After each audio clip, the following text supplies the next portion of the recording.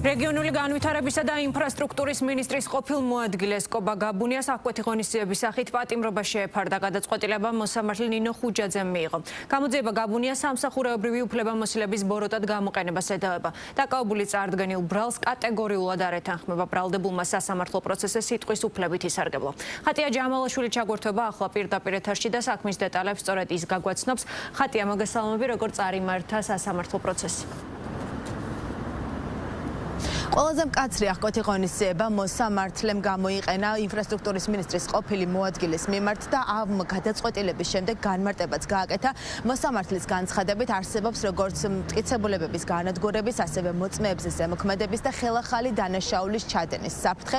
ყველაზე მკაცრი აღკვეთი ღონისძიების შუამდგომლობით დღევანდელ სასამართლო პროცესზე პროკურატურამ მიმართა მოსამართლეს. დღეს პროკურორმა საქმის შინაარსზე და დეტალებზე ისაუბრა. ბევრი სიახლე გახდა ცნობილი დღევანდელ პროცესზე, როგორც პროკურორმა განაცხადა, საქმეში არსებობს არაერთი მტკიცებულება, მათ შორის წერილობითი დოკუმენტები, ასევე არსებობს 7-8 პირის მიერ მიცემული მამხილებელი ჩვენებები, რომლებიც პირდაპირ ხელს ადებენ ინფრასტრუქტურის მინისტრის ყოფილ მოადგილეს და ამხელენ დანაშაულში. პროკურორის განმარტებით აღნიშნულ პირებს ამ ეტაპზე ბრალდებული სტატუსი აქვთ საქმეში და პროკურორი ამბობს, რომ გაცემული ავანსის მიხედვით უნდა აშენებულიყო საბავშვო ბაღები, თუმცა არც ერთი ბაღი ამ დრომდე არ არის აშენებული და საქართველოს სახელმწიფო მიიღო მატერიალური ზიანი.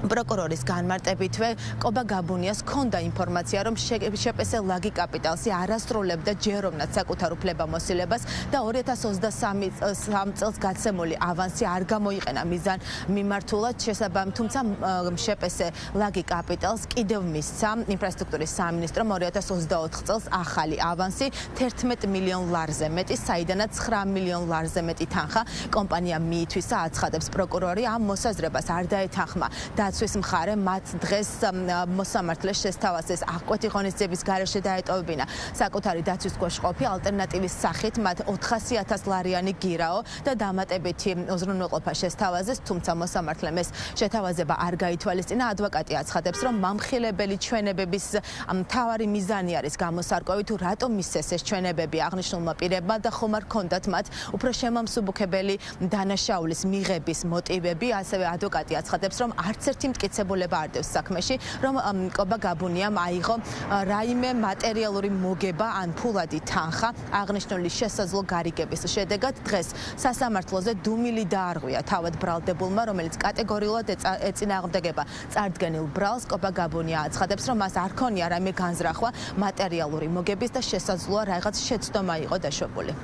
ის პირები, რომელიც მიმართაც უკვე იქნა აღკვეთი ღონისძიება გამოყენებული, ყველანი გარეთ არიან, ძირითადად უმრავლესობა გარეთ არიან და რჩებოდა შთაბეჭდილება, რომ თავისუფლების სანაცვლოდ მისცეს ისეთი ჩვენება, რომ დღეს გამოიყენეს უმაღლესი პოლიტიკური თანამდებობის პირის მიმართ აღკვეთი ღონისძიების სახით პატიმრობა. ბრალდებამ პროცესზე განმარტა ესეთი რაღაცა, რომ ჩვენო ამ პატიმრობითო მოტივები უნდა დავადგინოთო, აწი უნდა დავადგინოთო და თუ მოტივი არა გაქვს დადგენილი რა ამოძრავებდა ამ შემთხვევაში ბრალდებულს აღკვეთი ღონისძიებაზე მსჯელობა ჩვენ მიგვაჩნდა აბსურდულად. თვითონ თავისი სამსახურეობრივი უფლებამოსილების ფარგლებში მოქმედებდა და მიაჩნდა, რომ კეთილსინდისერა. თუმცა ეს კონტროლი, რასაც თქვენ მკითხეთ, არის უფრო ფონდის პრეროგატივა და მას უნდა გაეწია ეს ყველაფერი ესა და ამ ხელა სამუშაო შესრულების პირობები შეიძლება რაღაც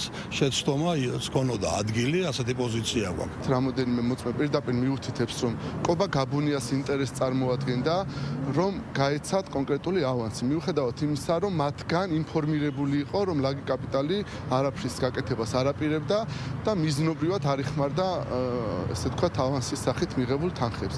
შესაბამისად, ბრალდების მხარის მიერ იქნა მოთხოვნილი პატიმრობა, რაც სრულად იყო გაზიარებული სასამართლოს მიერ. საზოგადოებას მინდა ვუთხრა, რომ არ დარჩება არც ერთი სამართლებრივი გადაცნობა სისხლის სამართლის საქმეში, რომელზეც არ მოხდება ჩვენი მხრიდან მყისიერი რეაგირება. ფინანსთა სამინისტროს საგამოძიებო სამსახურმა სახელმწიფო უსაფრთხოების სამსახურთან ერთად კობა გაბუნია 2 დღის წინ დააკავა. როგორც ფინანსთა სამინისტროში გამართული ბრიფინგიდან გაირკვა, აღნიშნულ საქმეზე მიმდინარეობს სისხლის სამართლის მუხლით გამოძიება. კობა გაბუნიას გამოძიება ედავება სამსახურეობრივი უფლებამოსილების ბოროტად გამოყენებას.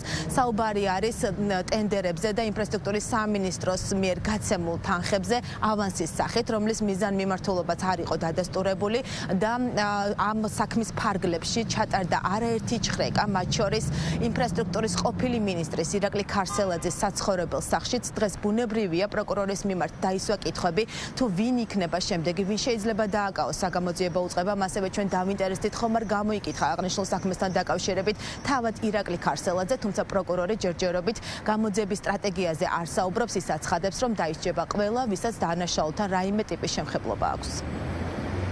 მადლობა, ხატია ჯამალაშვილი საუბრობდა პირდაპირ ეთერში.